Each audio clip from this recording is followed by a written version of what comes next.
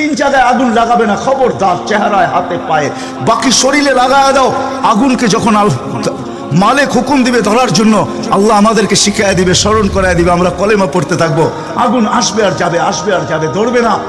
একবার, দুইবার, তিনবার হবে, মালিক কোরা চার্জ করবে, লাঠি চার্জ করবে, ধরিস না কেন? তো আগুন বলবে লাইসালি সুলতানুন আলা মান ক্বালা লা ইলাহা ইল্লাল্লাহ মুহাম্মাদুর রাসূলুল্লাহ। এই কলেমা যে পড়ে তাকে ধরার ক্ষমতা আমার নাই। তারপরে আল্লাহ নিজে কি করবে? ইমাম কুরতুবী রাহমাতুল্লাহ আলাইহি লেখছেন, ফাআমাতাল্লাহু মাউতাতান, আল্লাহ আমাদেরকে ঘুম পড়ায়া দিবে। মৌতের যেরকম ঘুমের দোয়া, মৌতের দোয়া আর ঘুমের দোয়া একই দোয়া।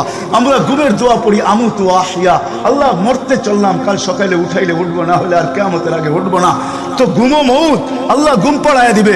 আজাব ঘুমের ভিতরে কমপ্লিট করে আল্লাহ বাহির করে নিয়ে নিবে। নবীর সুবাদে, নবীর সুবাদে, হায় হায়।